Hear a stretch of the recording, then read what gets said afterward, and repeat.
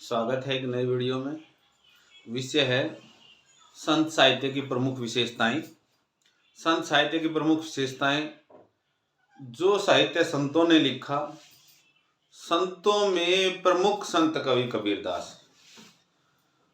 जो विद्यार्थी बीए प्रथम वर्ष में पढ़ते हैं या छोटी क्लासेस में भी संत कबीर के साहित्य से संबंधित या संत साहित्य से संबंधित विशेषताओं का जो सवाल पूछा जाता है, उन सबके लिए लाभकारी होगा। और संत साहित्य की प्रमुख विशेषताओं में जब हम बात करते हैं तो केंद्र में हम संत कबीरदास को रखते हैं। संत कबीरदास जी को केंद्र में रखकर संत काव्य की प्रमुख विशेषताओं के बारे में पढ़ेंगे। अब सबसे पहले संत शब्द को एक बार छोटे रूप में जान लेना चाहिए। संत वो जिसने सत्य रूपी परम तत्व को जान लिया हो, जो सत्य की बात करता हो, सत्य आचरण करता हो, सत्य व्यवहार करता हो, वो संत कवि। संत कवि आज के संतों की तरह, विशेषकर कहूं जो बाबे हैं, उनकी तरह नहीं है। क्योंकि संत सभी गृहस्थी में थे। इन्होंने कोई विशेष माणा नहीं पहना, विशेष प्रकार की पोशाक नहीं रखी। इन्होंने दैनिक जीवन में काम करते हुए समाज को, धर्म को जागृत करने के लिए अपनी वाणियां दी। और सारे के सारे संत निरक्षर हैं, सिर्फ एक संत सुंदरदास को छोड़कर सभी संत निरक्षर हैं। सभी ने अपनी गृहस्थी का पालन किया, कभी भी अपनी जिम्मेवारियों से नहीं भागे और ना ही धन संचय की बात की। इन्होंने सत्य आचरण, सत्य व्यवहार, ये सब अपने जो है जीवन में अपनाया। इसीलिए ये संत कहलाए हैं। ये संत पहले हैं, कवि बाद में है। आइए संत काव्य की प्रमुख विशेषताओं पर बातचीत करते हैं। और यह जब कबीर के साहित्य की विशेषताओं की बात आती है तो भी यही बातें उसमें आती हैं। सबसे पहले है निर्गुण ईश्वर में विश्वास। निर्गुण ईश्वर, निर्गुण निराकार परमात्मा जिसको आकारहीन है, जिसके बारे में कुछ नहीं कहा जा सकता, तो संत कहते हैं कि निर्गुण ईश्वर तो फूल में खुशबू की तरह है, कि जो खुशबू फूल के कण कण में विद्यमान है और वो बहुत महीन है। ऐसे ही ईश्वर जो है इस संसार के कण कण में विद्वान है और वो जो है सूक्ष्म आंखों से नहीं देखा जा सकता, वो हर जगह विद्यमान है। तो संत कबीर जी कहते हैं निर्गुण ईश्वर के बारे में, निर्गुण राम जपूरे भाई अविगत की गति लिखी न जाए।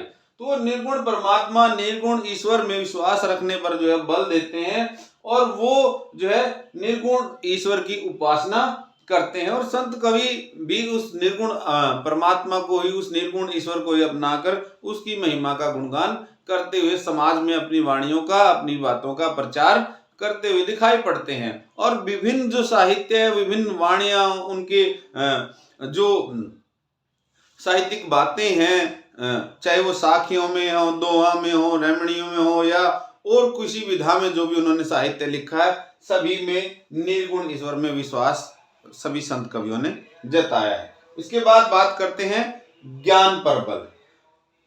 संसार में जीवन अगर अच्छे और सार्थक तरीके से जीना है तो ज्ञान होना चाहिए। ये सृष्टि, ये संसार और विशेषकर मानव जाति जो आदिकाल से आज तक जो 21वीं सदी में आई, वो ज्ञान पर आधारित है। ज्ञान के कारण ही वो आधुनिक सभ्यता तक पहुंच पाए। तो ज्ञान पर बात करते हुए संत कवि कहते हैं कि ज्ञान जीवन में इतना जरूरी है कि जीवन को सार्थकता से जिया जाए। कुछ लोग जीवन को धकेल रहे हैं और कुछ लोग जीवन को जी रहे हैं। जीवन को जीने के लिए ज्ञान अति आवश्यक है। और संत कबीर दास जी कहते हैं कि पोथी पढ़ पढ़ जग मोया, पंडित भया न कोई, ढाई अक्षर प्रेम का पढ़े सो पंडित होई। जो प्रेम के महत्व को जानता है, ये संसार, ये पूरी सभ्यताएं प्रेम से ही रुकी हुई हैं या प्रेम पर भी आधारित हैं। हम मानव जाति से प्रेम करते हैं, हम प्रकृति से प्रेम करते हैं, प्रकृति में पलने वाले विभिन्न जीव जंतुओं से प्रेम करते हैं। प्रेम को लेकर आधुनिक पीढ़ी जो है अपना जो दृष्टिकोण बड़ा छोटा रखती है। प्रेम की परिभाषा बड़ी विस्तृत होती है। उस विस्तृत परिभाषा को जानेंगे, और उस परिभाषा को जानना है तो संत साहित्य के ऊपर हमें दृष्टि दौड़ाने की जरूरत है और उसके बारे में जानने की जरूरत है। और ज्ञान पर बल, तो ज्ञान प्राप्त कीजिए। इस संसार में जितना भी ज्ञान होगा आपके पास उतना ही कम है। इसलिए सभी संत कवि ज्ञान की प्राप्ति पर बल देते हैं कि मनुष्य को जीवन की सार्थकता खोजनी है तो उसको ज्ञान प्राप्त करना चाहिए और प्रेम का भाव उन्होंने रखना चाहिए। उसके बाद है अगली विशेषता, एक ईश्वर में विश्वास। कि देखिए हमारे देश में, हमारे धर्म दर्शन में बहुदेववाद की जो है बातें कही गई हैं, और संत कबीर इन बातों से असहमत नजर आते हैं, या संत जितने भी हैं वो इन बातों से असहमत नजर आते हैं। कबीर भी उन संतों के साथ ही चलते हैं और वो कहते हैं कि एक ईश्वर में विश्वास, कि अक्षय पुरुष एक है, निरंजन बाकी डार, त्रिदेव शाखा भय पात भया संसार। कि वो परमात्मा जो अगम अगोचर है, निर्गुण है, वो तो ईश्वर एक ही है, अलग अलग ईश्वर नहीं है, अलग अलग परमात्मा नहीं है। चाहे वो हिंदू का है, चाहे वो मुसलमान का है, या सिख का है, ईसाई का है, या किसी और धर्म का है, सबके लिए ईश्वर एक ही है। ये सभी संत कवि कहते हैं कि इस संसार को चलाने वाला एक ही ईश्वर है, कोई अलग अलग नहीं है। उसके बाद अगली जो विशेषता है वो है गुरु का महत्व। सभी संत कवियों ने गुरु के महत्व पर बल दिया है कि गुरु का महत्व इतना है संसार में कि संसार में अंधेरा है और उस अंधेरे से आपको प्रकाश की ओर लेकर जाने वाला एक सच्चा गुरु ही होता है।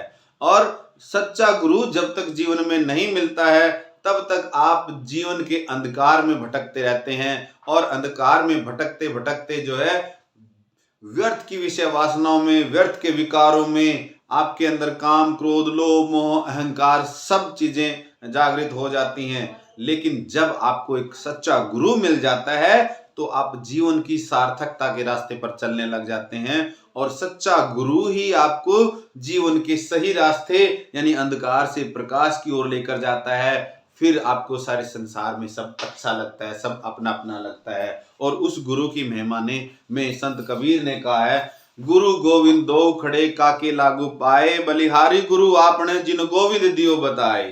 तो सबसे पहले गुरु को बलिहारी जाना चाहिए, गुरु को जो है नमस्कार करना चाहिए। गुरु ही वो सच्चा हितैषी है जो आपको जीवन में अंधकार से प्रकाश की ओर लेके जाएगा।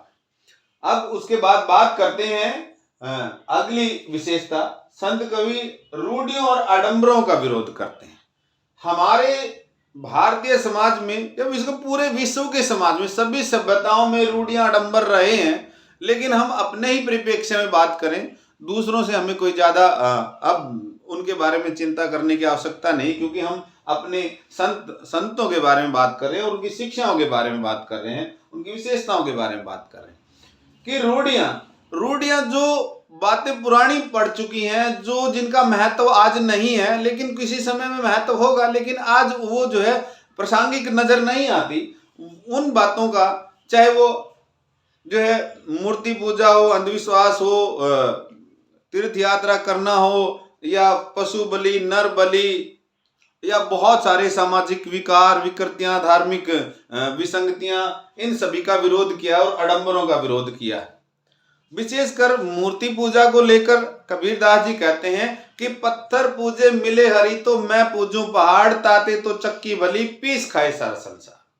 कि वो चक्की का पत्थर अच्छा है जिससे संसार का पेट भरता है, इसलिए मैं उस पत्थर को पूजना जो है जरूरी समझूंगा या महत्वपूर्ण समझूंगा, जिससे संसार का पेट भरता है। अन्यथा जो पत्थर को भगवान मानकर जो उसके भरोसे बैठे हैं, उनको तो जो है नदी की काली धारा में, मतलब अंधेरे में उनको जो है डूब जाना है, ये कबीरदास जी कहते हैं। और जितने भी रूढ़ी हैं, चाहे तबीज बांधना है, धागा बांधना है, जनेऊ बांधना है, सब प्रकार के जो अंधविश्वास है, आडंबर हैं, उनका विरोध कबीरदास और अन्य संत कवि करते हुए अपने साहित्य में नजर आते हैं। उसके बाद आता है नाम स्मरण पर बल, कि परमात्मा को जानना है तो उसको हर रोज उसके बारे में चिंतन मनन करना पड़ेगा। जिस प्रकार हम, जब हमारा परीक्षा का समय होता है, हमें बार बार अपने जो है विषयों को, अपने महत्वपूर्ण बातों के ऊपर नजर दौड़ानी पड़ती है, बार बार पुस्तकों को खोजना पड़ता है। उसी प्रकार अगर हमें परमात्मा के, ईश्वर के नजदीक रहना है तो उसके सानिध्य में रहना है और विभिन्न प्रकार के विकारों से बचना है, क्योंकि हमारा मन चंचल है और चंचल मन कभी इधर जाता है, कभी उधर जाता है और विभिन्न प्रकार की काम, क्रोध, लोभ, मोह, अहंकार में, विकारों में से ग्रस्त हो जाता है। इसलिए सभी संत कहते हैं कि इन सभी विकारों से बचने के लिए नाम स्मरण करना चाहिए, कि उस निर्गुण परमात्मा का स्मरण करो। कबीरदास जी कहते हैं कि सहज स्मरण कीजिए हृदय माही समाये, कि इस प्रकार स्मरण करो कि वो हृदय में ही समा जाए, कोई दूसरा उसको सुन ना पाए। आप इतना आत्मसात कर लीजिए कि उस निर्गुण परमात्मा को वो आपके हमेशा करीब रहे, आप उसके करीब रहें, तभी आप विभिन्न प्रकार के विकारों से, विभिन्न बुराइयों से बच पाएंगे। ऐसा जो है संत कवि कबीरदास और अन्य संत नाम स्मरण पर बल देकर ये कहना चाहते हैं। उसके बाद है अगली जो विशेषता, जाति पाति का विरोध, कि संत कवियों ने उस समय की, जो उस समय में और आज में भी जो है भारतवर्ष में ये सबसे बड़ी बीमारियां हैं, और हमारे स्वतंत्रता आंदोलन के सबसे बड़े प्रहरी शहीद भगत सिंह ने जो भारत नौजवान सभा बनाई थी, उसमें भी जो है इन्होंने ये बात की थी कि इस देश में जो है ये 3-4 बीमारियां आई हैं। सबसे पहली बीमारी उन्होंने बताई सांप्रदायिकता, उसके बाद जो है वर्ण व्यवस्था, जाति व्यवस्था और पितृसत्ता। ये सारी की सारी बीमारियां अगर इस देश से निकल जाएं या मिटा दी जाएं तो भारत देश जैसा देश दुनिया में कोई भी नहीं है। यहाँ हर प्रकार का मौसम, हर प्रकार की फसलें, विभिन्न प्रकार के पेड़ पौधे, साधन और संसाधनों का कोई अभाव नहीं। वास्तव में भारत सोने की चिड़िया है, लेकिन इन 4 बीमारियों ने इस सोने की चिड़िया को जो है जंग लगा के रखा हुआ है। हालांकि सोने पर कभी जंग नहीं लगता, लेकिन फिर भी इन्होंने उस बुराई का जंग जो है इनके ऊपर लगा रखा है। तो जाति पाति पर जो जोर डाल दो कि सबसे बड़ी बीमारी है कि मनुष्य का एक जैसा नैन नक्श, एक जैसा खान पान, एक जैसी हवा पानी का सेवन करने वाले, खून का रंग एक जैसा, लेकिन उसमें जो है वैर भाव या छुआछूत या उसमें भी जो है बहुत सारा विभाजन। तो जाति पाति का विरोध करते हुए या उस पर नाराजगी जाहिर करते हुए संत कवि कहते हैं कि जाति न पूछो साध की, पूछ लीजिए ज्ञान, मोल करो तलवार का, पड़ा रहने दो मयान। कि तलवार को देखना चाहिए, इंसान की इंसानियत को देखना चाहिए, इंसान के गुण को देखना चाहिए, उसकी जाति नहीं। अब आप अगर कबीर की इस बात पर थोड़ा सा विचार करेंगे तो पाएंगे, अगर हम मनुष्य के प्राचीन काल में जाकर देखें तो वहां कौन सी जातियां थी? मनुष्य का विकास कहाँ? मनुष्य का इतिहास, मनुष्य प्रजाति का इतिहास क्या कहता है कि मनुष्य अफ्रीका में पैदा हुआ, वहां कौन सी जातियां थी? ये जातियां मनुष्य ने अपने लिए ही बनाई हैं और ये उनके आज गले की फांस बन गया है। कुत्ते की हड्डी की तरह जो है इसको जो है चबाए जा रहे हैं, लेकिन इसमें कोई वैज्ञानिक आधार ही नहीं है। क्योंकि संत कवि या जितने भी विज्ञान है, जितना भी इतिहास है, मनुष्य की सभ्यताएं हैं, इन सारी बातों को नकारते हैं। और कबीर और अन्य संत भी जाति पाति का विरोध करते हैं। और जाति पाति के बारे में फिर एक बार कबीर एक बात कहते हैं कि जाति न पूछो साध की, पूछ लीजिए ज्ञान, मोल करो तलवार का, पड़ा रहने दो मयान। इसी प्रकार जो है एक विचार और जाति में जाति, जाति में जाति, जो केलन में पात, देखत ही छुप जाएगा जो तारा प्रभात। कि जाति तो केले के पत्ते की तरह है, केले के पेड़ को एक एक परत दर परत उखेड़ते जाओ तो कुछ नहीं मिलेगा। यानी कि जाति आधारहीन है, वैज्ञानिक तथ्य इसमें कोई नहीं है। इसके बाद अगली जो विशेषता है वो है रहस्यवाद। रहस्यवाद है कि आत्मा परमात्मा को प्राप्त करने की जो जो दौड़ चलती है कि आत्मा परमात्मा के प्रति जिज्ञासा, आस्था, वियोग, ये सारी अवस्थाएं महसूस करती है, उसको ही संत कवियों ने रहस्य दिया है। और रहस्यवाद क्या? रहस्यवाद के बारे में संत कबीरदास जी कहते हैं, पार ब्रह्मा के तेज का कैसा है उन्मान, कहीं पे कुछ शोभा नहीं देखी में को प्रमाण। कि उस परमात्मा की शोभा सुंदरता कैसी है, कोई प्रमाण नहीं, कोई सबूत ही नहीं है। तो फिर उस परमात्मा के को बारे में क्या कहा जाए? जितने भी लोगों ने आज तक, जितने भी धर्मों में समाज सुधारकों ने या बहुत संत फकीरों ने बात की, कोई आज तक उस परमात्मा के बारे में पूर्ण रूप से नहीं कह पाया है। कबीरदास जी फिर आगे कहते हैं उस परमात्मा के बारे में, लाली मेरे लाल की जित देखूं उतलाल, लाली देखन मैं गई मैं भी हो गई लाल। तो परमात्मा रहस्य है, परमात्मा प्रत्यक्ष नहीं है, वो अदृश्य है, वो दिखाई नहीं देता है और वो अभी एक पर्दे के अंदर ही है। और कबीरदास और संत साहित्य में जो रहस्यवाद है वो जो है जीवात्मा परमात्मा को प्राप्त करने का बार बार प्रयास करती है और परमात्मा उसको अभी तक मिले ही नहीं है। किसी मनुष्य को भी नहीं मिले हैं, ना किसी संत की आत्मा को मिले हैं, ना किसी अन्य फकीर की आत्मा को परमात्मा मिले हैं। सिर्फ ये कहने भर में ये बातें आती हैं। उसके बाद है लोक मंगल की भावना। ये जो पॉइंट है या ये जो बात है कि लोक मंगनी, लोक समाज, समाज का मंगल कैसे होगा? समाज में जब अच्छाइयां होंगी, समाज से जब विकृतियां मिटेंगी, समाज से जब विसंगतियां दूर होंगी, तभी जो है इस संसार में इस लोक का मंगल हो सकता है। और वो लोक मंगल कब होगी? जब मनुष्य में समता स्थापित होगी, भाईचारे की भावना होगी, आपसी वैर भाव भूलेंगे, धर्म आधारित लड़ाइयां छोड़ेंगे, जाति आधारित लड़ाइयां छोड़ेंगे और पितर सत्ता का त्याग करेंगे। अब पितर सत्ता का त्याग, सांप्रदायिकता का त्याग और उसके साथ जाति व्यवस्था का त्याग कहने में बड़ी आसान लगती हैं, लेकिन जब व्यवहार में इनके बारे में बात की जाती है तो लोग अपने कदम पीछे खींच लेते हैं या पीछे हट जाते हैं। लेकिन संत अपनी बातों से पीछे नहीं हटे। उन्होंने हर तरीके से संसार में लोक मंगल की भावना करना चाहिए। सबसे पहले तो उनके व्यक्तिगत जीवन को ले सकते। जितने भी संत हैं सभी गृहस्थ हैं, वो गृहस्थी से भागे ही नहीं है। उन्होंने हमेशा काम करने की प्रेरणा दी और काम करते हुए उन्होंने अपना जीवन बसर किया है। ये सबसे बड़ी प्रेरणा है कि हर व्यक्ति इस संसार में आया है, जन्म लिया है, तो उसको काम करना चाहिए। ये नहीं कि वो परजीवी बनकर किसी दूसरे पर आश्रित होकर अपना जीवन जिए।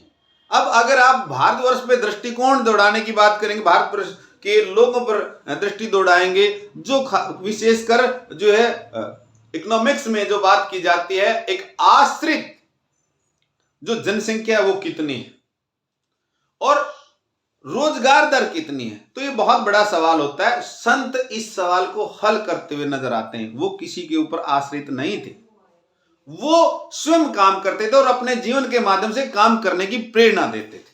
बहुत सारे विद्वान कहते हैं कि कबीर घुमक्कड़ थे।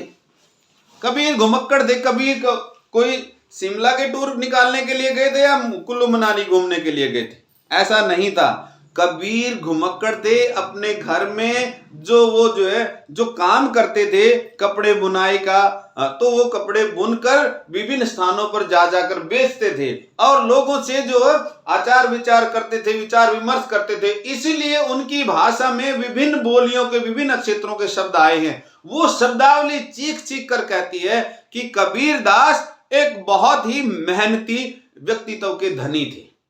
और इसलिए जो अपने जीवन में जो बात कर रहा है व्यक्ति, अपने जीवन के बारे में जो बताना चाह रहा है या जो जीवन जी रहा है, उससे जो है हमें पता लगता है कि कबीर या अन्य संत कवि जो है कैसे लोक मंगल करना चाहते थे, कि विभिन्न प्रकार की बुराइयों को त्याग कर काम करने की प्रेरणा देकर इस संसार में जो है लोक मंगल करना चाहते। ये नहीं है कि आत्मा परमात्मा के चक्कर में पड़कर, नहीं, व्यक्तिगत जीवन से ही, वो उनके विचारों से ही और संसार में बुराइयों को खत्म करके, चाहे सामाजिक बुराइयां, चाहे धार्मिक बुराइयां हैं, किसी प्रकार की जो है या सांस्कृतिक जो बुराइयां, उनको समाप्त करके जीवन को सार्थकता से जीते हुए, मेहनत करते हुए जब हम जीवन को जीते हैं तो संसार में सारी बुराइयां अपने आप नष्ट हो जाती हैं। कोई लड़ाई झगड़ा नहीं रहता, कोई लूट मार पिटाई नहीं रहती और किसी भी प्रकार की कोई विद्वेष नहीं रहता। सब जब आप अपनी अपनी सब जरूरतें स्वयं पूरी कर लेते हैं तो हमें किसी प्रकार की कोई दुविधा नहीं आती है।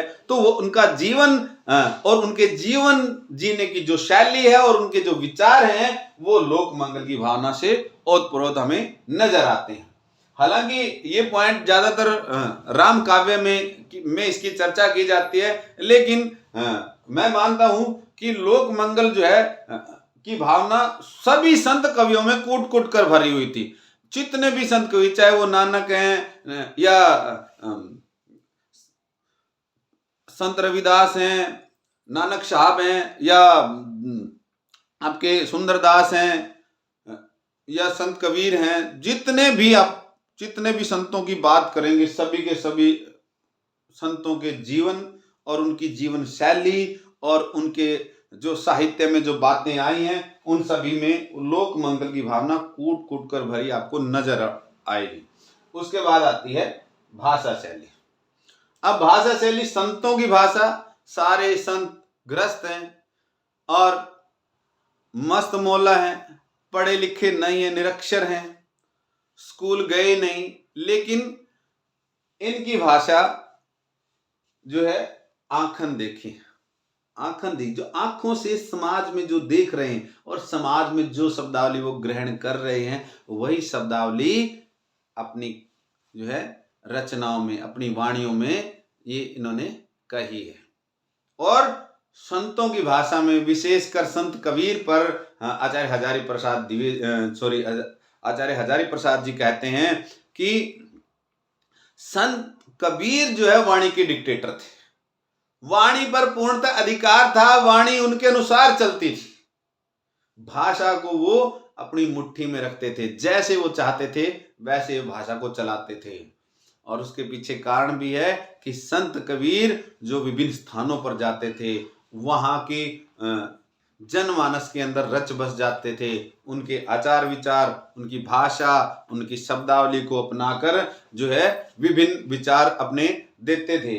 इसलिए उनकी भाषा सदुकड़ी, पंचमेल या खिचड़ी भाषा होगी, या मिली जुली भाषा होगी, है सभी उत्तर पूर्व दक्षिण सभी की जो उनके आसपास के क्षेत्र पड़ते थे, सभी क्षेत्र की बोलियों के शब्द उनकी वाणियों में आ जाते हैं। जब काव्य रूपों की बात करते हैं तो संत कवियों में मुख्यतः मुक्तक रूप दिखाई पड़ता है। और अलंकारों की बात, अलंकार शास्त्र का ज्ञान इनको था ही नहीं। और कोई कवि भी जब कविता लिखने बैठता तो वो अलंकार शास्त्र का ज्ञान लेकर नहीं बैठता है, और वो स्वाभाविक रूप से उनके साहित्य में अलंकार आ जाते हैं। और जब छंद शास्त्र की बात करते हैं तो छंदों का भी उनको विशेष ज्ञान है। जो बात जिस तरीके से आसानी से लोक मंगल की के तहत या लोगों को ठीक लगे, लोगों को शिक्षित करने वाली बात हो, जिस तरीके से आई उन्होंने अपनी वाणी को कह दिया और वो आगे बढ़ते चले गए। ना वो अलंकार शास्त्र के पीछे दौड़े हैं संत कवि, ना ही छंद शास्त्र के पीछे दौड़े हैं। छंद या अलंकार बाद में विभिन्न विद्वानों ने उनकी वाणियों में ढूंढने का प्रयास किया है। और उसके बाद करते हैं विषय वस्तु। सबसे महत्वपूर्ण है, संत कवियों ने जो है इस संसार को अपनी आंखों से देखा और जो अनुभव किया इस संसार के बारे में वही उन्होंने अपनी कविताओं में जो विषय वस्तु के रूप में अपनाया। कोई काल्पनिकता नहीं, कोई दिखावटीपन नहीं, कोई बनावटीपन नहीं, वो जो है आंखन देखी का साहित्य संतों का दिखाई पड़ता है। और इस प्रकार जो है इन विशेषताओं के माध्यम से हम संत साहित्य की प्रमुख विशेषताएं या संत कबीर के साहित्य की प्रमुख विशेषताओं को समझ पाएंगे। उम्मीद करता हूं कि इस छोटे से व्याख्यान से संत साहित्य या कबीर साहित्य की प्रमुख विशेषताओं के बारे में विद्यार्थी जो है लाभ प्राप्त करेंगे। धन्यवाद।